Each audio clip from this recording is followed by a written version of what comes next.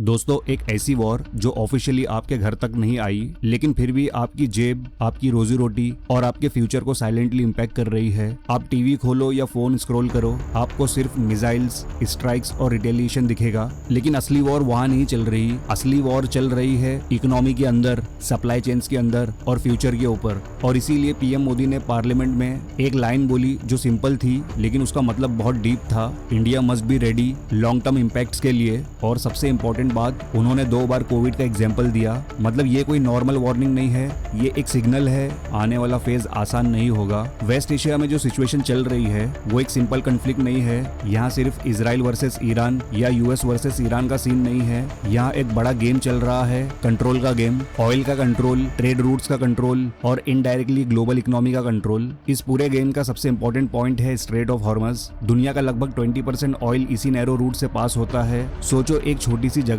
लेकिन पूरी दुनिया का फ्यूल उस पर डिपेंड करता है। अब जब ईरान ने इस रूट को रेस्ट्रिक्ट किया या कंट्रोल टाइट किया, तो इम्पैक्ट सिर्फ मिडिल ईस्ट तक लिमिटेड नहीं रहा। पूरा एशिया, यूरोप और ग्लोबल ट्रेड सिस्टम शेक हो गया। Fertilizer supply disturb, fuel supply disturb, shipping delay. और जब सप्लाई चेन डिस्टर्ब होती है तो इकोनॉमी ऑटोमेटिकली स्लो हो जाती है। अब सवाल आता है, इंडिया क्या कर रहा है? इंडिया का स्टैंड क्लियर है। We stand for peace not war. PM Modi ने पर्सनली वेस्ट एशिया के लीडर्स से बात की। उन्होंने टेंशन कम करने की रिक्वेस्ट की। और इंडिया ने ग्राउंड पर क्या किया? ईरान को मेडिसिन भेजी, सिविलियन इंफ्रास्ट्रक्चर अटैक्स को कंडेम किया, मैरीटाइम रूट सेफ रखने की डिमांड की। और एक बहुत इंपॉर्टेंट मोमेंट, जब ईरान की शिप्स को सेफ डॉकिंग चाहिए थी, इंडिया ने अलाउ किया। ये एक साइलेंट डिप्लोमेसी थी, न लाउड सपोर्ट न ऑपोजिशन, बस एक बैलेंस्ड अप्रोच। और यही इंडिया की स्ट्रेंथ है, स्ट्रेटेजिक ऑटोनॉमी। अब असली वॉर शुरू होती है। वॉर सिर्फ मिसाइल्स की नहीं होती, वॉर होती है लॉजिस्टिक्स की, सप्लाई की और इकोनॉमिक्स की। पीएम मोदी ने एक पावरफुल कंपैरिजन दिया,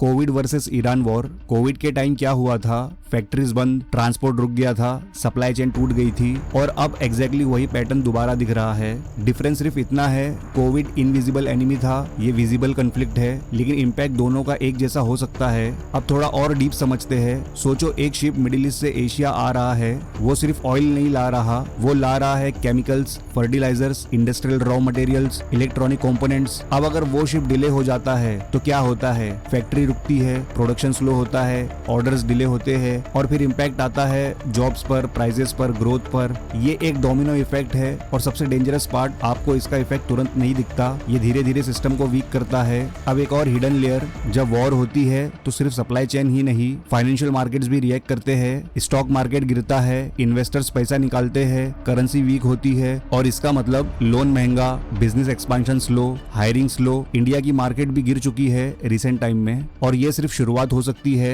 सबसे इंपॉर्टेंट सवाल, खाना मिलेगा या नहीं? क्योंकि क्राइसिस में सबसे पहले फूड सिक्योरिटी टेस्ट होती है और यहाँ इंडिया स्ट्रॉन्ग पोजीशन में है। पीएम मोदी ने बोला, इंडिया के पास इनफ फूड स्टॉक है।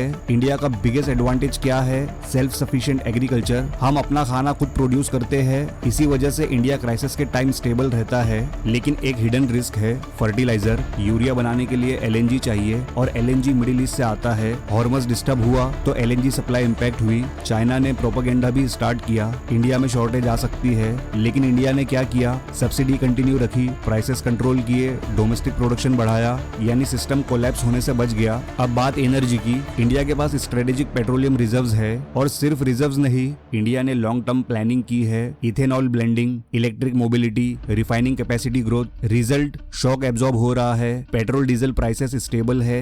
ये प्लानिंग का रिजल्ट है। अब एक और डीपर लेयर समझ लो, हर वॉर सिर्फ डिस्ट्रक्शन नहीं लाती, वो पावर शिफ्ट भी क्रिएट करती है। आज जो वेस्ट एशिया में हो रहा है उसका डायरेक्ट इंपैक्ट ग्लोबल अलायंसेस पर पड़ेगा। अमेरिका अपनी डोमिनेंस मेंटेन करना चाहता है, ईरान अपनी सॉवरेनिटी और रीजनल इन्फ्लुएंस प्रोटेक्ट कर रहा है, रशिया और चाइना साइलेंटली ऑब्जर्व कर रहे हैं। और यहाँ इंडिया एक यूनिक पोजीशन में खड़ा है। ना इंडिया किसी कैंप का परमानेंट मेंबर है, ना इंडिया किसी एक ब्लॉक के अंडर ऑपरेट करता है। इसलिए इंडिया के पास फ्लेक्सिबिलिटी है। अगर सिचुएशन सही हैंडल हुई तो इंडिया ग्लोबल नेगोशिएशंस में एक ब्रिज पावर बन सकता है। अब सबसे इंपॉर्टेंट पार्ट, इंडिया सिर्फ बाहर डिप्लोमेसी नहीं कर रहा, अंदर भी साइलेंटली सिस्टम स्ट्रॉन्ग कर रहा है। Import diversify, domestic production boost, renewable energy push. Covid के बाद इंडिया ने एक चीज समझ ली, ग्लोबल क्राइसिस कभी भी आ सकता है और अब ये वॉर एक टेस्ट है कि इंडिया कितना रेडी है। लेकिन एक और एंगल जो लोग इग्नोर कर देते हैं, पब्लिक साइकोलॉजी। जब ऐसी ग्लोबल टेंशन होती है ना, तो सिर्फ मार्केट्स नहीं गिरते, लोगों का कॉन्फिडेंस गिरता है, लोग स्पेंडिंग कम कर देते हैं, फ्यूचर को लेकर अनश्योर हो जाते हैं, बिजनेसेस भी रिस्क लेने से डरते हैं, और जब पूरी सोसाइटी केशियस मोड में चली जाती है तो इकोनॉमी और स्लो हो जाती है।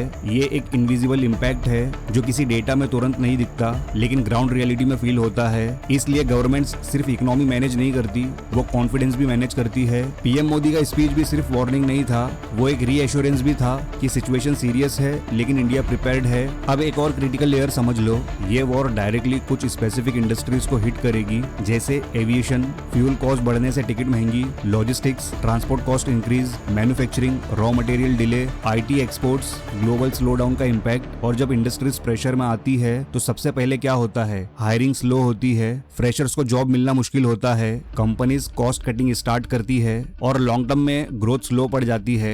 यानी वॉर सिर्फ बॉर्डर्स पर नहीं चल रही, ये क्विकली जॉब मार्केट को भी अफेक्ट कर रही है। इसलिए प्रिपरेशन सिर्फ गवर्नमेंट लेवल पर नहीं, इंडिविजुअल लेवल पर भी जरूरी है। स्किल्स स्ट्रांग होने चाहिए, फाइनेंशियल प्लानिंग स्ट्रांग होनी चाहिए, क्योंकि आने वाला टाइम स्टेबल नहीं डायनामिक होने वाला है। अब सोचो अगर वॉर लंबी चलती है तो क्या हो सकता है, oil prices shoot up, shipping cost double, global inflation increase, और सबसे बड़ा इम्पैक्ट आता है डेवलपिंग कंट्रीज पर। इंडिया बेटर पोजीशन में है लेकिन कंप्लीटली सेफ नहीं है। अब सबसे अनप्रेडिक्टेबल फैक्टर है डोनाल्ड ट्रंप। उनका पैटर्न क्लियर है, एग्रेसिव स्टार्ट फिर सडन रिट्रीट, लेकिन डैमेज तब तक हो चुका होता है। ये सब के बीच में इंडिया क्या कर रहा है, prepare for worst, hope for best, maritime route secure, global coordination, domestic strength build. India wait नहीं कर रहा, इंडिया रेडी हो रहा है। पीएम मोदी ने क्लियर बोला, कंडीशंस विल बी डिफिकल्ट, मतलब oil pressure, supply disruption, economic slowdown और सबसे बड़ा फैक्टर अनसर्टेनिटी। ये सब डायरेक्टली आपको इम्पैक्ट करेगा। Petrol price, grocery cost, job market, savings, global system connected है और जब सिस्टम हिलता है तो सब इम्पैक्ट होता है। पीएम मोदी का स्पीच एक सिंपल स्पीच नहीं था, वो एक अर्ली वार्निंग सिस्टम था। कोविड के टाइम इंडिया ने यूनिटी दिखाई और क्राइसिस से निकला। अब फिर एक नया टेस्ट आ रहा है, इस बार एनिमी इनविजिबल है, जियोपॉलिटिकल इंस्टेबिलिटी है। अगर इंडिया प्रिपेयर्ड रहा तो ये क्राइसिस एक अपॉर्चुनिटी बन सकता है और इसीलिए पीएम मोदी ने पार्लियामेंट में खड़े होकर कहा, इंडिया मस्ट बी रेडी। तो दोस्तों, इस बारे में आपकी क्या राय है नीचे कमेंट सेक्शन में जरूर बताएं, और ये वीडियो अच्छा लगा हो तो लाइक और शेयर जरूर करना। और अगर इस चैनल पर पहली बार आए हो तो वर्ल्ड डायनामिक्स को सब्सक्राइब जरूर करें, ऐसे ही जियोपॉलिटिकल वीडियोस की नोटिफिकेशंस पहले पाने के लिए। तो मिलते हैं नेक्स्ट वीडियो में एक नए टॉपिक के साथ। Good bye.